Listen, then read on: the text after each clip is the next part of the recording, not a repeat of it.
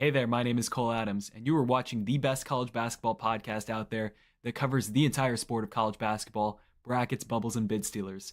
Now, here are your hosts, Sam Fetterman and Jonathan Lidskin. Season 6, episode 101 of Brackets, Bubbles, and Bid Stealers. It's been a long season, Mr. Michael DeRosa. As you guys can tell, no Sam Fetterman today. He is caught up with prior obligations, but Michael DeRosa is here with me to discuss all the results from Friday in the first round of the NCAA tournament. DeRosa, it is Saturday. It is not night, but we are live. So we checked 2 of the 3 boxes. That's pretty good. That's pretty good. Pretty good if I were to say so myself. How are you doing? I thought it was Sunday all day. So, it's just been a long week. But yeah, we had some good basketball the other day. Even though, I imagine we'll talk about it. Not a lot of upsets, but like a lot of very competitive games late. Really good. So we can actually start there. That's something I tweeted last night, and I will I'll pull it up here and read it. Mm-hmm. The theme for round 1, a lot of lower seeds pushing top seeds, but not a lot of wins to show for. Top teams are really good this year, so not shocking that the Cinderellas couldn't get over the finish line in a lot of these games. I don't believe this is going to be a trend, though. No. I don't know. I see people argue the NIL and the portal, but are we really saying Duke wouldn't have Cameron Boozer if it wasn't for NIL? Are we really saying Purdue wouldn't be awesome if NIL wasn't a thing? We saying, yeah, Dan Hurley would never have won anything if it wasn't for NIL. It's no. I guess the portal taking some of these teams better guys, sure. We'll probably see players like Alex Wilkins right from the portal, but I don't think it changes anything overall. It's just the top seeds have been really good the last 2 years. And even this year, Dom Daniels and Cal Baptist pushed Kansas to the very edge. Furman pushed UConn to the very end. Siena had Duke on the ropes. Yeah. Siena was up. Was Siena up double digits at halftime? Yeah. It just didn't go their way this year, but it was much more competitive than it was last year. Yeah, for sure. I think if you're going to expect, 8 teams to be above a 30 net rating on a yearly basis, fine. You can disagree with me. If you're going to expect the 20th ranked team to be above a 25 net rating, sure, you can disagree with me. I don't see this being a trend. I think teams are going to start to realize that you have to prioritize your good players and pay them, and it's going to keep better players out of the portal, just like it has started to do in football. And plus, we are not going to have a generational freshman class. Exactly. That was the thing I was year after year. So that certainly aids it. But let's get to start some of the games. We'll start in the St. Louis pods with the first game of yesterday. I called this one of the greatest first round games I've ever watched. Kentucky Santa Clara. It was pretty much neck and neck the whole way. I think the largest lead was Kentucky by 7 in the second half at one point, and that immediately evaporated, and Santa Clara took the lead shortly after. But the final, 89-84, Kentucky in overtime.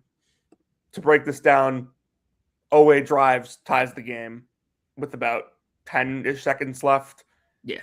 They go pick and pop. Graves hits a 3 with 2 seconds left to lead by 3. Owe hits a half-court 3 at the buzzer, banked in to send it to overtime. Tremendous game. Herb Sendek is running down screaming for a timeout because he had 3 left and he didn't get them. The ref just wasn't paying attention, didn't do his job. And Owe hits an incredible shot. And then in overtime, just Brandon Garrison. I think on this, even when I've been on the show, we've been pretty harsh about Brandon Garrison. And I think for good reason. He was very good in this game. You can't take that away. The 2 blocks he had on Gavelyagov late was the difference in this game. Yeah, he did a great job switching, had 6 blocks in the game. I thought it was really good defensively the entire game. I did not think that Graves was as good as he could have been. He was just 4 of 9 from 2. So I thought that was in large part to Garrison. Diabate was really good as well. 17 points, 8 rebounds, 3 blocks. Kentucky did a pretty good job for the most part defending the rim. But Santa Clara was hitting some tough shots. They hit 12 threes. And they have a lot of talent. Santa Clara. Like, this was a hard fought game. I didn't think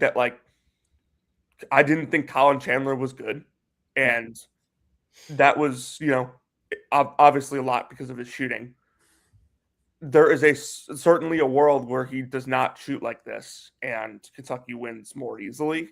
But it produced one of the greatest first round games I've ever seen, and it was, like I said, neck and neck the entire way. I could go the other way and also say there's a world in which Graves doesn't get 3 fouls in the first 5 absolutely minutes of the game, and this game is much more competitive. Or just a couple other things go Santa Clara's way, but he was bad. But Garrison was great. Diabate was very good on the stretch of that game. You could tell he just had the experience level to be here, where Yelovich just didn't. Like, Diabate was really ready for the moment. He had a very good matchup, and he took advantage of that. Oh my God, I'm not gonna lie, I completely forgot Jasper Johnson existed. It says he played. I didn't know he got in this game. Yeah, I did not know either. I didn't notice him at all. Like 2 minutes. That it's crazy looking back at the box, but apparently. But this was a terrific game. I think Kavalyagov was great until overtime, but even so, he ended with 16 points, 6 boards, 5 assists, 0 turnovers. He was really, really good in this game. Just overtime just didn't go his way. But I mean, I was impressed with the Santa Clara team. If Santa Clara had won your bold prediction of there being it was there'd be no double-digit seeds. Very bold prediction, by the way. And instead, there would have been more than average, but you got this one went your way. So I guess you can somewhat victory lap that. There were 4 double-digit seeds that won. I think the average is 4.4 or something, right? The average over the last 5 years is 6 point something. Yeah. Well, the last 5 years have been kind of ridiculous. So Texas won, VCU won, High Point won, and Texas A&M. Yep. Those were the 4. So,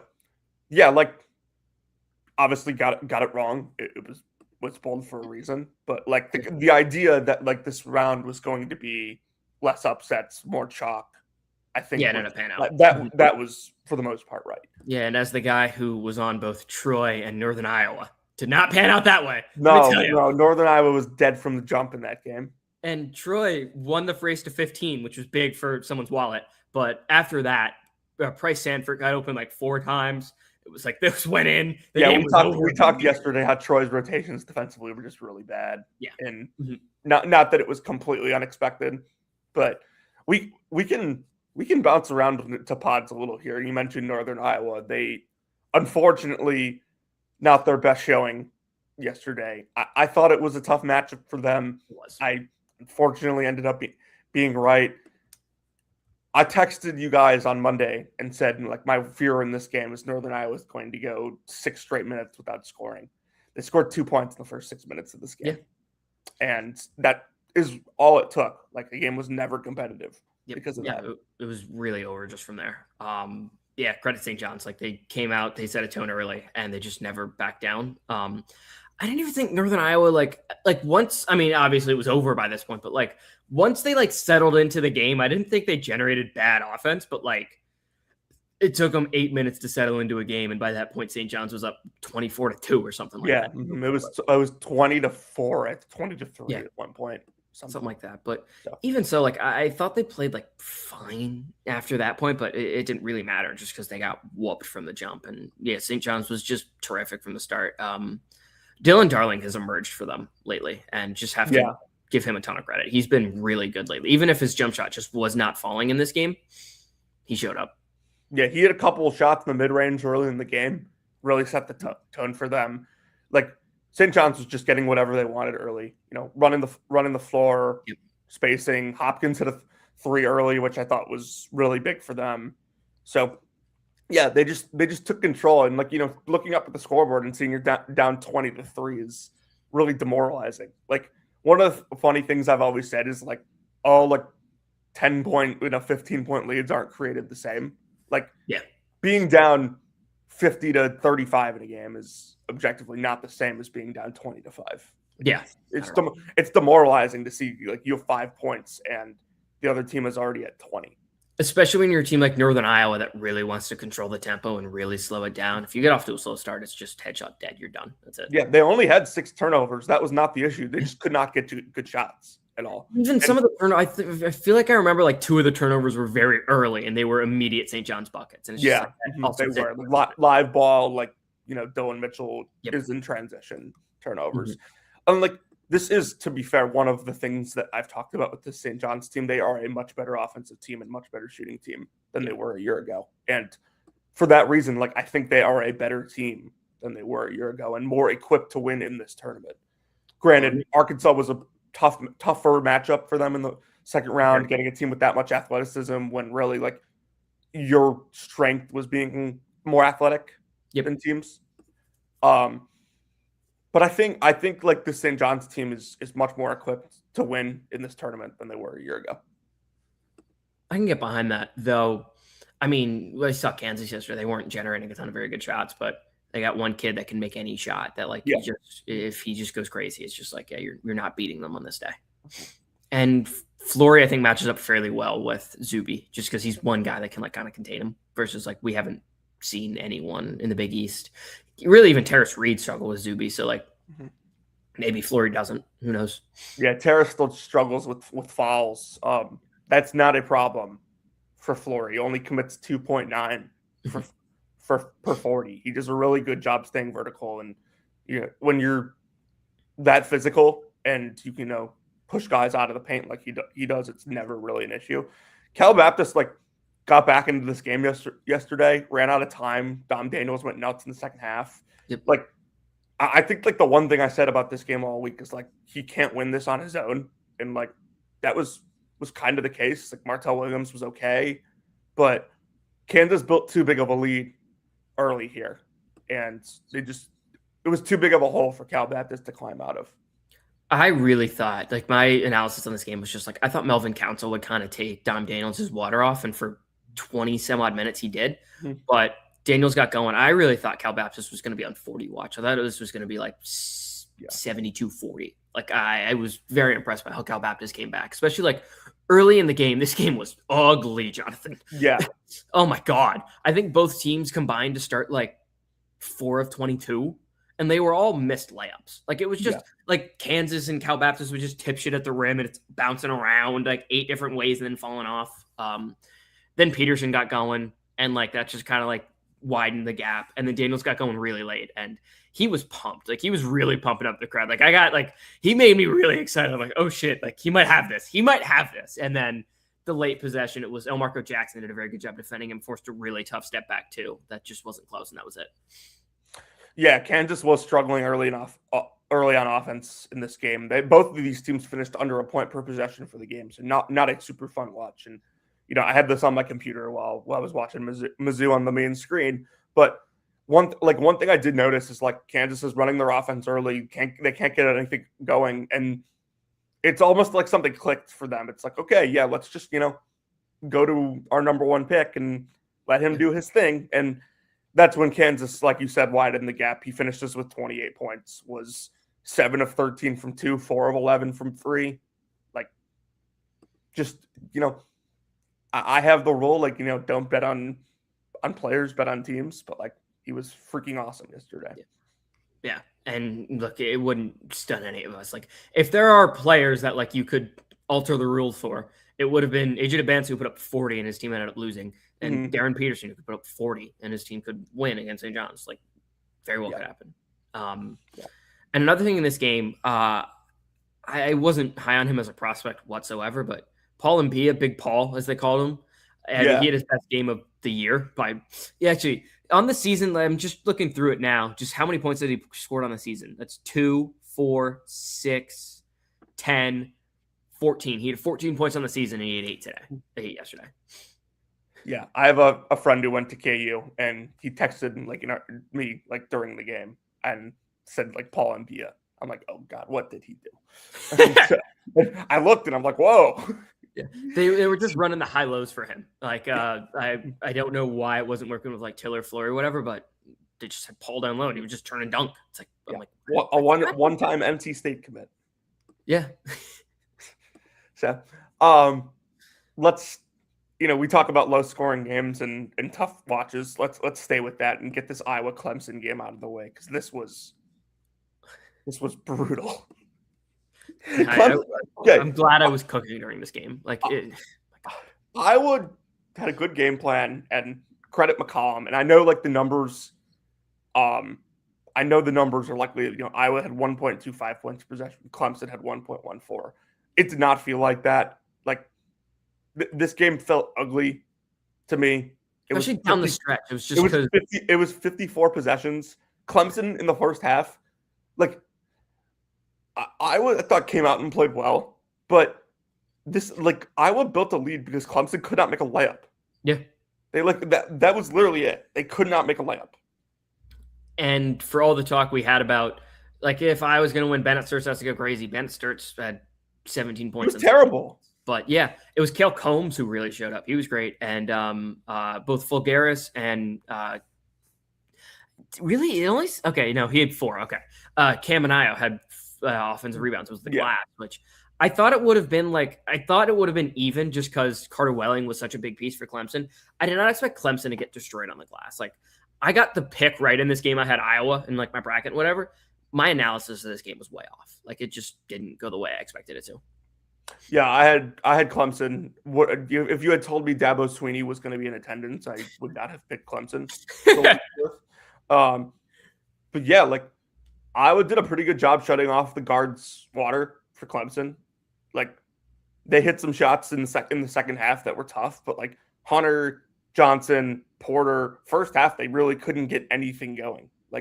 Those guys, I thought would come off and be able to turn the corner and against Hedges, and they didn't. Iowa did a really good job defending them for the most part.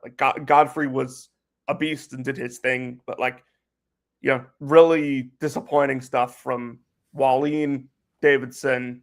Chase Thompson is a freshman, so didn't expect him to be a catalyst in this. But yeah, Clemson slow start. When you go down against this Iowa team and Clemson went down double digits early, it's really hard to fight back and get a win. And Clemson did at points, but Sturts hit a calming 3, and then Iowa does enough to get over the finish line. Yeah, it just felt once there was 10 minutes left, it was Iowa essentially, if we're stealing a soccer term, they play park the bus.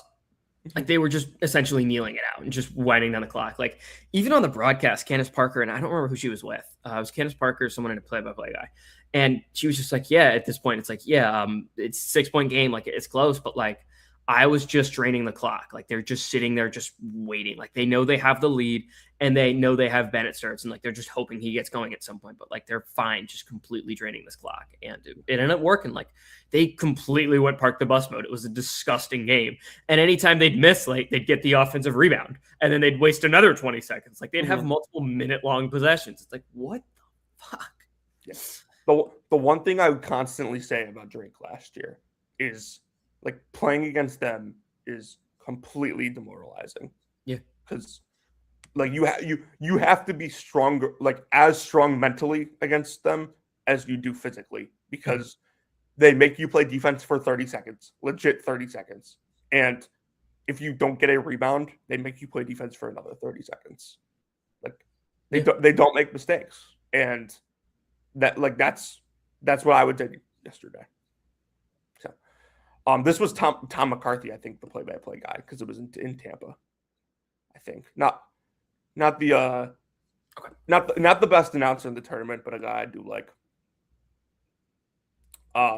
Let's go back to St. Louis. Yeah, I haven't noticed any really bad. Yeah, let's go back to St. Louis here. Miami and Missouri late at night. This was really ugly for the first half, and then turned into a actually real basketball game. So the thing, I was watching this with my dad, and the thing I kept saying is if you make Missouri defend for 20, 25 seconds and you don't take bad shots, they will give you a good look. And that's what I think started to happen in the second half. That coupled with Missouri just could not take advantage of momentum in this. They take the lead. squander it right away. Earlier in the half, they are tied. Jacob Cruz misses a layup. Miami comes down, misses a shot. Missouri's in transition. Cruz airballs a wide open three. Yep. Missouri had their chances, and I don't think Miami played well in this. The score obviously is not indicative of how the game was played, but I don't think Miami played well, and they left the door open for Missouri to go win this game, and Missouri just couldn't. Yeah, Miami missed a lot of shots I really thought they should have made, just around the rim. And, I mean, they left 12 free points on the line, shooting 17 to 29 from the free throw line, and it was like they made a lot of their very late free throws too. I think like they probably went 6 of 6 at the very end. I would have to like check the box score, but like they were under 50% from the free throw line for a lot of this game. It was just they killed them on the offensive glass. Renew and Uday were just dominant on the glass, and Donaldson hit huge shots, and then Renew hit a big three late. Like he was not good for most of this game. Then it's like Mizzou takes the lead, and then he scores a little like hook shot, and then he hit like a three, and like that put him up 5, Miami up 5 or something like that. And that was like kind of what it went from there. Yeah, I didn't, as someone who has Miami beating Purdue and then beating Gonzaga in my Elite Eight, I was not encouraged by this game. Not the most inspiring performance. I do think that they went 11 of 24 from 3 is an encouraging sign, but like you can't shoot that bad from the line again. It just can't happen. And you can't take some of the shots that they were taking. Even shots that'll miss, like, you know, they were really soft inside for the most part this game, which is not something I expected. And when I say that, they dominated the glass, dominated it. But like Renew and Uday, when they were trying to finish, and even Henderson a little bit, when they were trying to finish around the basket, like just like we're not going through contact at all. And I don't know if like they were like scared to get to the free throw line because like, you know, they're not a good free throw shooting team, but you know, I thought Renew, you know, he finished the game really strong, but 5 of 12 from 2, with all of those being around the rim for the most part.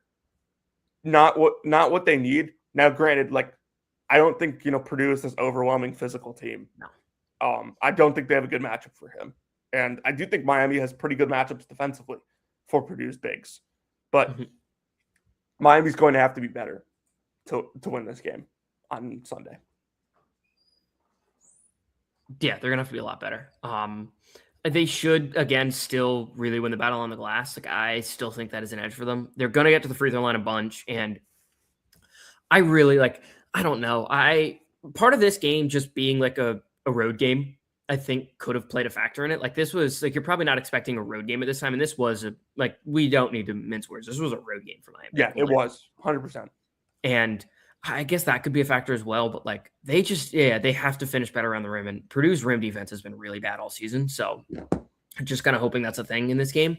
And yeah, I agree with you. I think Donaldson and Washington can both really take out Braden Smith. And I think if you can take out Braden Smith, you have really a shot against Purdue. Like if you're making Fletcher Lawyer beat you, if he beats you, throw up your hands, fair play. And I don't know if Jay Lucas managed this game properly, particularly at the very end of the first half, not going 2 for 1. Selling Trey Donaldson to back it up just so they take an end of shot clock airballed mid-range jumper with True Washington, which is just awful offense. But they'll throw multiple defenses at Purdue. They'll have just a whole bunch of coverages they'll throw at him that, look, if they're able to beat all of them, fair play. If they take the ball out of Braden Smith's hands and make Fletcher Lawyer beat him, fair play, right? I think they'll do enough process-wise to keep it competitive, but yeah, not super encouraged by this game at all. Yeah, I don't want to get too far into the, you know, what Mizzou did wrong side of this because they are not moving on and like their season's over. But I will just say, like, I thought early, like, they were isolating Mark Mitchell a lot, which I think was good, but they were doing it on the right side of the floor. And I did not love that. They objectively played Trent Burns way too much. Way too much. I have no idea what his plus minus was, but like eye test told me he could not play in this game. He's a long way from being able to play at this level. I mean, even like the last look they had at the first half was like, I mean, it's a good look, right? If you have a 7'5" big, you should probably make a 4-foot hook shot. And it wasn't good off his hand. Like, it just wasn't good. He's 7'5" and he shoots sub 50% from the field. That's still insane to me. Like, it doesn't make any impossible. Sense. It is. Oh, unbelievable. Unbelievable stuff. All right. And I thought you mentioned Cruz, like how he took the open three in the corner and airballed it, but I thought he took some really dumb shots. Like, that shot was not in rhythm at all. Like, if you just reset it, you probably have someone cutting to the rim and getting a look. Like, I thought he just made some bizarre decisions he only played 20 minutes, deservedly so in my mind. And T.O. Barrett was just off. Like, there was something off with him today. Yeah. Yesterday. Couldn't get anything going. Like, wasn't looking to play make, not his usual self by any means. So your other two games in the St. Louis pod were both blowouts: Iowa State, Tennessee State, Purdue, Queens. No notes on that. So I actually want to go over to the only note for me would be Josh Jefferson's status. Yes, good call. It seems like he has a sprained ankle, so I don't expect him to play next round, which I don't know if Kentucky is the team that can necessarily take advantage of him not being there. Like, I think they had a matchup for the 4-5 pick and roll, which is on that. But on the other end, Kentucky doesn't attack the rim like crazy, which I just think his rim defense would be great. But I mean, if I'm an Iowa State fan, I'm definitely nervous, right? You want the All-American. Yeah. 100%.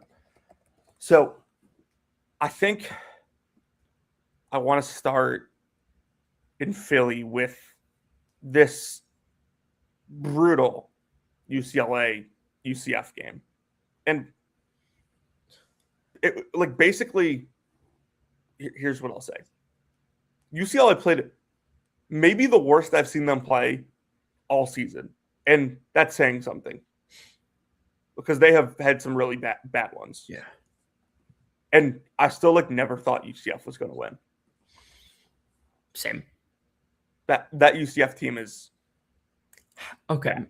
How did they get here? Like, I know, it was just because they just shooting variance in November. That's how. Yeah, it was like they just decided the big games were the ones they were going to hit shots in. Like, they earned their spot here. I'm not saying that, but they're not good. Like, they're really not good.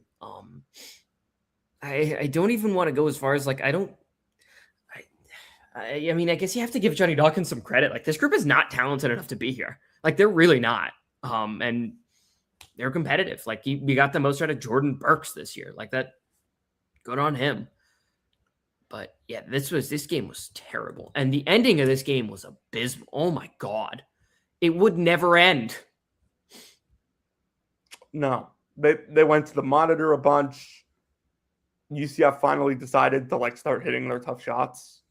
Yeah. And so it kept it close. UCF actually covered in this game after not covering for the entire game. Oh yeah, I know. I had UCLA. Insane stuff. I will add that on November 25th or 26th, something like that, Sam called me. Yeah, I was on. It may have been a week earlier. Mm-hmm. I was on my way home from the United Center from the Alabama-Illinois game, and Sam called me and basically said we were going over stuff. He had pointed out to me that UCF was plus 15% 3-point percentage margin and had dropped 8 spots in Ken Pom. I never once bought this team. Never once thought they were good. And it took UCLA's almost absolute worst to keep them in it tonight without Tyler Bilodeau. Yeah. UCLA played a really bad game. They were bad. And UCF somehow 25 offensive rebounds in this game. Mm-hmm.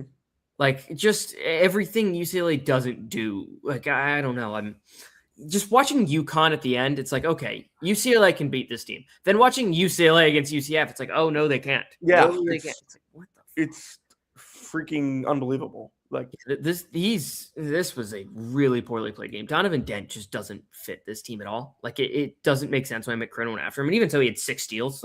He still made his impact felt on this game, but keeping Donovan Dent in the half court is just laughable. And then he missed his one transition opportunity in this game. And it's well, I don't know why he's here. Yeah, no Bilodeau is bizarre considering Mick Cronin last week was oh yeah, Tyler would have played. He would have played if we just could have played against Purdue. Yeah. Yeah. Sure, he would have. Yeah. They need him on Sunday. They need him bad on Sunday. Yeah, they have nothing else. Like offensively, Dent was off. Perry played a fine game. He just got to the line a bunch, and Daly was very good, but like Dent was really bad. Good. Booker didn't do any. Booker hit his 2-3 somehow. Sky Clark chipped his tooth. Yeah, that's really all he did. Yeah, like bad. Yeah, Jabbar Brown hit a big 3 for them. Not good at all from UCLA, but they survive and they get out of here with the win. UConn Furman was like actually really entertaining. Yeah, in large part because the game was within striking distance the whole time, and Terrace Reed had one of the best individual games I've seen in this tournament. Yep. He finishes with 31 points and 27 rebounds. He had 11 offensive rebounds himself. Furman had 19 defensive rebounds. Yeah. Furman, just despite getting absolutely killed by him and on the glass, hung around all game. They made timely shots, and like UConn is not like the smooth operating like machine that we're used to seeing with Hurley. That we definitely didn't feel like when they won the 2 titles, and that's part of the reason I have them going out against UCLA on Sunday. Like, I can see it. Yeah, you get this monster performance. Defense is not as good as it once was, in my opinion. Part of that's Demery not playing, I think. Their pick and roll defense, even so, is still really bad. Like it got exploited again. Alex Wilkins, I mean, in the first half, just dominated this entire game. Like I can't say he was the best player on the floor because that was Terrace Reed, but he was definitely the second best player on the floor. Yeah. Mm-hmm. Yeah. Like Caravan showed up, hit his shots. Mullins was 0 of 8 from 3. Ball was 1 of 6 from 3. Something's off with solo ball. Yeah, he was terrible. Like right now, just didn't look in it at all. No. So Alec Millender gave him actually a nice boost in the first half, which I was surprised by. But again, like if UCLA decides to bring it on Sunday, like UConn's going to need better than this.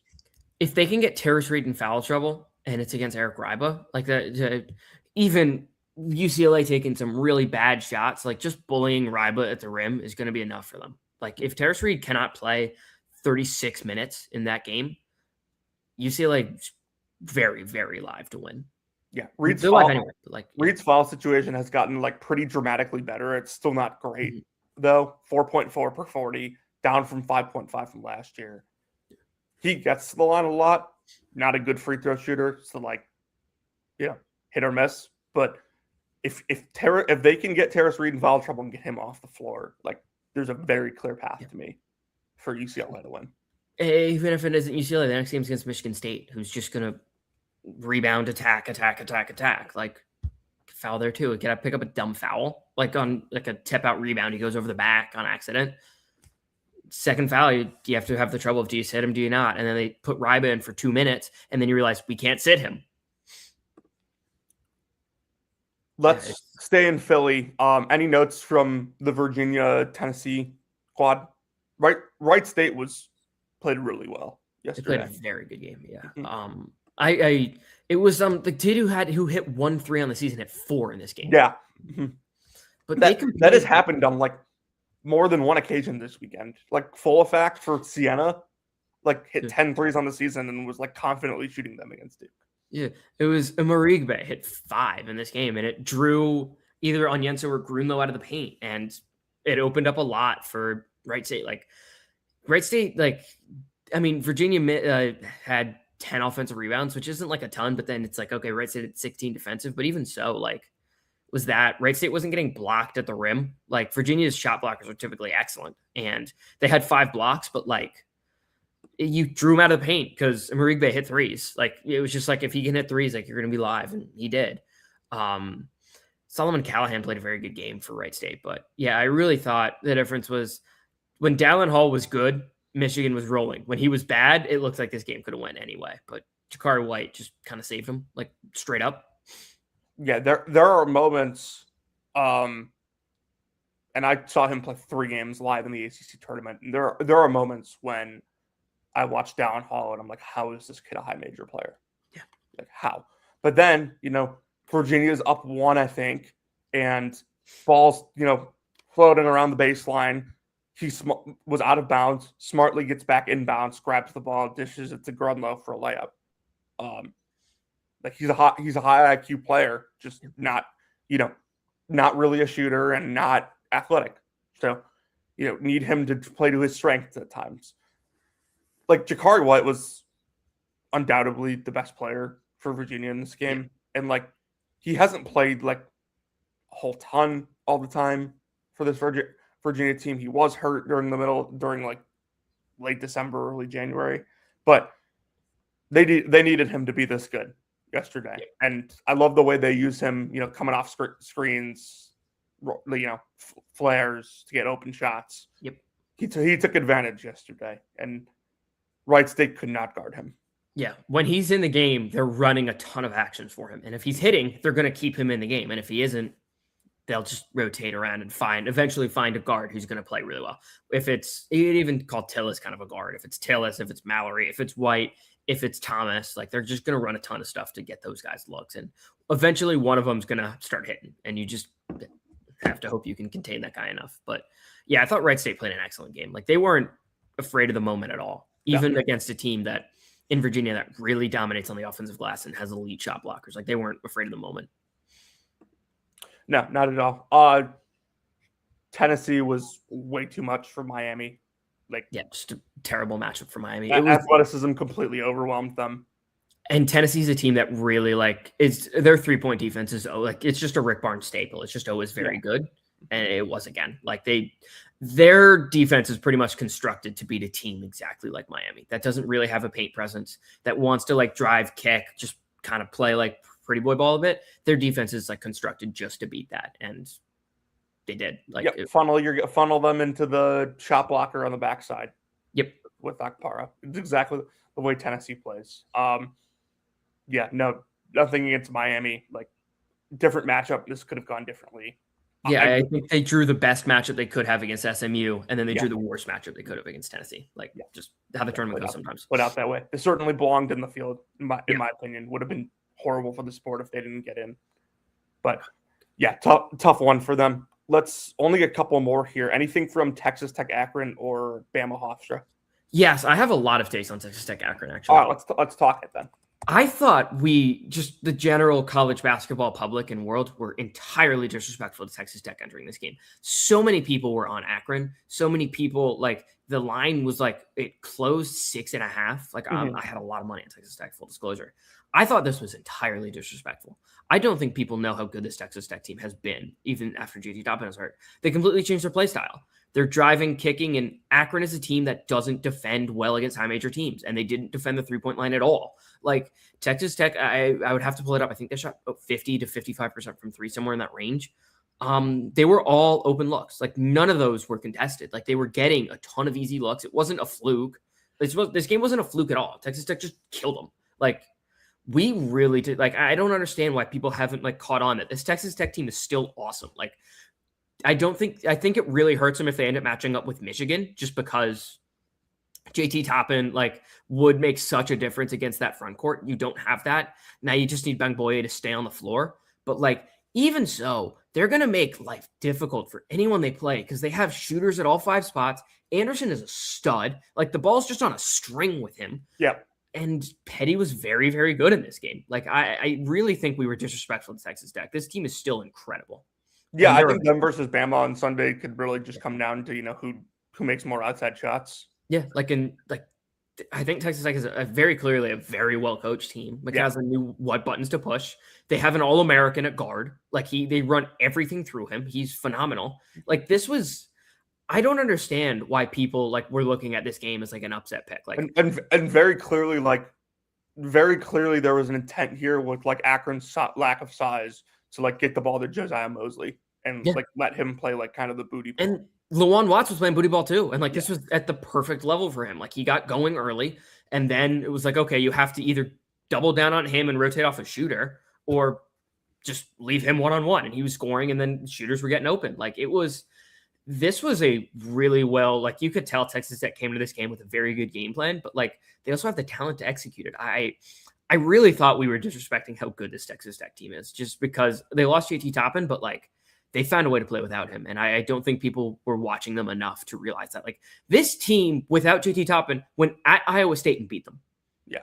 They were up 10 all game in that game. Like I was really surprised how much of the general college basketball world was just like kind of off Texas Tech. I really think it's disrespectful. Yeah, they're different, but like they still have guys who can absolutely light it up. Yeah. And that showed yesterday. Almost 1.4 points per possession against an Akron defense that is not good, but they really struggle in step ups. Like it was like I think Yale went like crazy against them. It was Yale, Purdue, obviously, but like that's Purdue, and there was someone else. Murray State scored 115 against these guys. Yeah.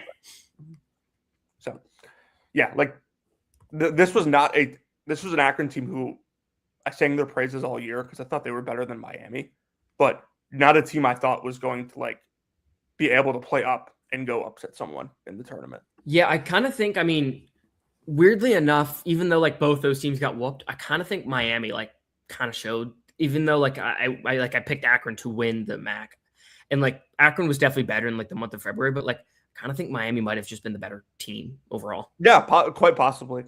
Yeah. Quite possibly. Bama Hofstra was like a pretty good game. Like it did really feel inevitable that the Bama run was coming, and that happened. But like Hofstra like punched back and like didn't go away until they decided to commit a really dumb technical foul. It was 11, but like that by that point the game kind of felt over. Like it was like you got it down to 5, and then like Ed Mead or Davis missed a shot, and it's just like okay. Then Bama like found Amari Allen I thought played very well in this game. Yeah, hit a 3. He's been really good basically the entire second half of the season for them. Yeah, he's phenomenal. He's a pro. But yeah, they just like Bama just eventually pushed it out, and then dumb technical foul, and then Hofstra like kind of gave in at that point. Like Speedy, like you could just see like the demeanor at that point was like, all right, well, it's over now. It's 15 when it probably should have been like 7. And yeah, they just at that point they were just like, all right, we're just gonna goof around here. Yeah. Yeah, Hofstra got killed on the glass. Not like totally unsurprising, but just a note I had. Yeah, I thought that would have been more competitive on the glass just because they had the size to compete, but Sherrell was very good in this game. That was like my main takeaway was he was better than I expected him to be. I thought Sunday, like even early on, I thought Hofstra was very good on the glass, but like as it got later, like Bama's size and depth I thought wore down on them a little bit, and like eventually it pushed them over the line. Foul line controlled the entire game. Yep, like he's masterful. Yeah. Him versus Christian Anderson on Sunday is going to be so fun. So fun. I cannot wait. Yeah. We lose Nick Boyd versus Darius Akoff, but we get this one. Yep. We get this one. Last thing I think I really have is Utah State and Villanova. Yeah. I don't know if this felt the same to you. Utah State was clearly the superior team. They should have won this game by 40. Yeah, I know. Utah State was by far the better team in this game. Like I saw a stat. I think Matthew Winnick tweeted it if I'm going to give him credit, but I'm not 100% certain. It was Villanova is the second team to ever lose despite making 14 or more threes in an NCAA tournament game. Despite making 14 more threes than your opponent in an NCAA tournament game. The only other was, I think, Texas Gonzaga in like 06 or something like that, if I remember correctly. But yeah, like Utah State was so much better. I thought Calhoun coached circles around Willard, and I've been very high on the job Kevin Willard did this year. Like this Villanova team is not particularly talented in my mind. I think they overachieved to the point. I didn't think they were going to make the tournament at the start of the year. No, I didn't either. And they didn't scream that way to me. Yeah, but they found a way to give him credit. But I thought Calhoun coached circles around Willard in this game, like the baseline out of bounds, sideline out of bounds, all that stuff. It felt like they got every action that they wanted.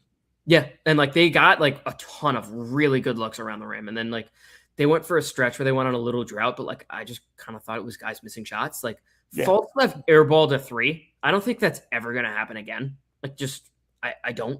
They were 2 of 16 from 3 and won by double digits. Yeah, like and it was Nova was 14 of 30 from 3. Yeah.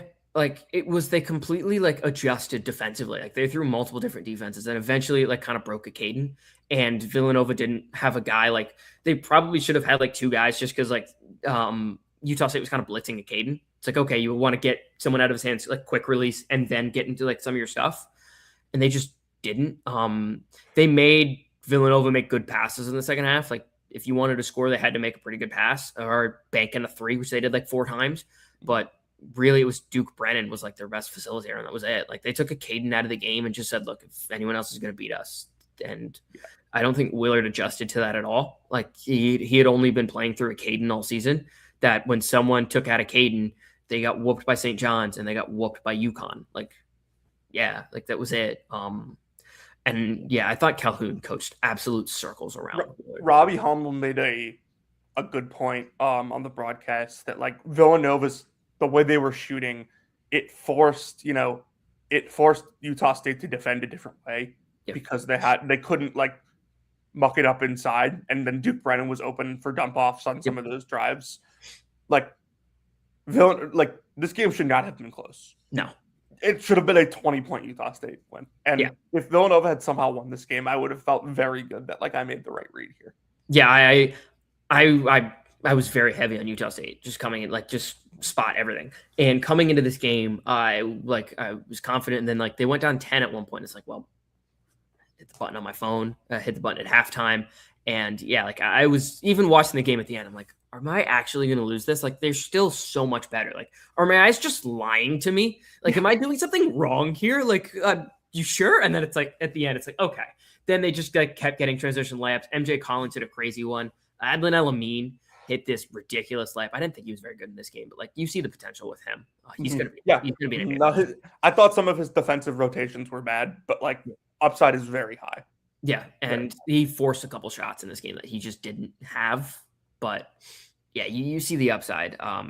This did not encourage me on thinking Utah State could beat Arizona. Like I kind of I don't think they match up physically whatsoever. If Duke Brennan was kind of like manhandling him at one point, like all of Arizona will, they're going to have to hit a ton of shots from the outside and just they're going to have to pretty much reverse the way this game went. They're going to have to hit 14 threes. Arizona only hits 1, but even DeRosa, Arizona was hitting shots early in the LIU game, and I didn't watch any of the rest of it. Barry's just shooting the ball really confidently right now. Arizona won big, Florida won big, like second biggest. Golden kept his starters in the game when they were up 40 with like 10 minutes left. What the fuck, dude? Second biggest margin in NCAA tournament history. Yeah. What the fuck, dude? He was just running it up just to be an asshole. Like, how did the 4th 1 seed get to play this Prairie View team? Like, I know it's weird with like, 1/16 playing game has to be Wednesday and one has to be Tuesday, but like, how? Yeah, and I mean, Byron Smith goes to even so, Prairie View ended the year really well. Like, want to give him credit. Like, I bet them to beat. Yeah, I'm a great conference tournament performance. Yeah, but he goes really to like well in the playing game, and they just go like, "Yeah, how do you stop him?" He's like, "We need the Lord to step." Yeah, the Lord. Yeah, yeah. It's like, all right, yeah. And Todd Golden's still running his starters, and he had Condon, Fland, and Chinyelu still in the game with 10 minutes. Like, hey, can we give Alex Lloyd a little bit of a run? Can we give CJ Ingram some run? Like these are guys that you're gonna have to play next year. Yeah, like come on, man. And did you see the interaction with it was one Prairie View Big and Olivier Roux? Yeah. So funny. That was hilarious. That love that part of March. So good. And then also if we want to shout out like just some of the fun parts of March, the LAU kid who hit the shot against Arizona. Yes. That was awesome. That was awesome. And then Tommy Lloyd in the postgame presser was just like, yeah, man, that was awesome. Like it's hard not to be like, that was awesome. That was awesome. Are you kidding me? Yeah, that was great. So I think that's all I have. Michael, you got anything else? I'm trying to think. There was something else that like just shouting out Dom Daniels again. He was terrific towards the end of that game. That was like he made that game like really competitive, and like just his energy was like I sent Fetterman a text. Actually, it was in our group chat. I sent us a text when like they were losing in the WAC title game, and I'm like, it really sucks that Dom Daniels just dropped an egg in this game. Like I was really like sad. Like genuinely, I was like sad about that. And then he hits 3 threes and wins him the game. And then like this game, he starts off poor and then he just lights it up again. I felt really good for Dom Daniels too. Like that. I mean, that's a kid that deserved a moment like this, and he got it. And like he has the respect of Darren Peterson, who's the number 1 pick in the draft. Like that's awesome. Or number 1, 2, whatever. What game are you looking forward to the most today, and why? That's a good question. I am interested in the game that's going on in like a couple minutes, just the SLU Michigan, like just how that test works. I kind of thought like SLU, I think SLU can keep it close just because like preparing for that offense on 1 day turnaround is going like that's a nightmare. I really want to see how they do it. Maybe Michigan like just has the length to just switch everything. That would kind of be like my drawback, and like that's how I think this game could be a blowout. If not, it's Vanderbilt, Nebraska to me. I think Nebraska can kind of just whoop them, but I think Vanderbilt can kind of whoop them, but I'm still very interested in that game. I want to see how it goes. It sounds like Brian Anderson will be back on the call today. Good for him. There we go. Which I love Jason Benetti, but Benetti did a good job stepping in. Brian Anderson in March is the best. Like he is one of my favorites. So the one matchup, just because these teams have both ended the season so poorly, Louisville, Michigan State is the game I'm like most like.